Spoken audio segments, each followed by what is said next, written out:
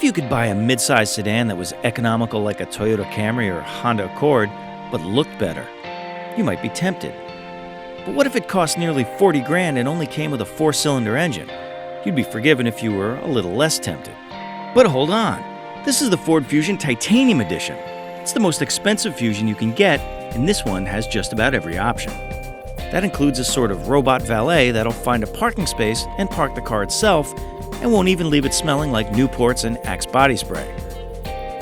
You've probably seen Ford Fusions around. In Europe, it's the Ford Mondeo. They're the ones that look like they got a makeover from Aston Martin. Until the Fusion came around, it was hard to find a midsize sedan you could look at for more than 10 seconds without flatlining. And if you don't get the Titanium Edition, the Fusion actually starts at around 22 grand, which isn't bad. But this one is closer to 38. The Titanium Edition comes with push-button start and a Sony stereo with 12 speakers. For a mid-level audio system, this one sounds very good, even if the only thing you ever play on it is that goddamn Scare Away the Dark on repeat. More important, the Titanium Edition comes with the best engine you can get with the Fusion. Yes, it's a 4-cylinder, but it's not your typical Wheeze box. It's Ford's turbocharged 2-liter EcoBoost. That's 240 horsepower and 270 pounds-feet. It's a good engine. It feels quick and most people won't miss the extra 2 pistons. That is until a bank manager in an Accord V6 pulls up at a stoplight and you have to pretend to look for something in the glove box while she leaves a rubber patch all the way to the next Rite Aid. Likewise, the 6-speed transmission with paddle shifters won't make you feel like Hamilton Button Alonso. But it shifts smoothly and doesn't feel slushy.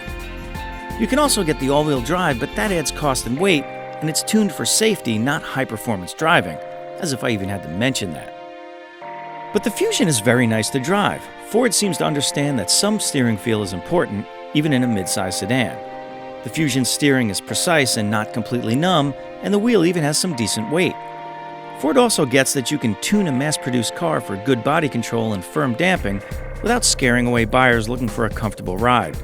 It's surprisingly well suited to curvy roads. I'm not sure you can say that about most of its peers. Ford's also been getting pretty fancy with the technology, and sometimes it can be a bit much. Like the My Ford Touch display, which puts a bunch of controls on the touchscreen where you have to look for them. It's fussy and a little distracting to operate, and it probably won't be around for too much longer without a major update. And then there's the new haptic feedback controls that buzz your finger when you touch them. It makes me a little angry. I'm not sure I want a car that touches me back, especially from the guys that once made the Ford Probe. But on the whole, the Fusion is a solid car with lots to like. If you absolutely must have a midsize sedan, and there's a good chance you do since the world's automakers sold a few billion of them last year, you should be looking at the Fusion. It's a car that's found a few important ways to stand out in a very crowded field. Not forgetting that you have 5 senses, not just one. All you have to decide is whether to spend a little for it or to spend a lot.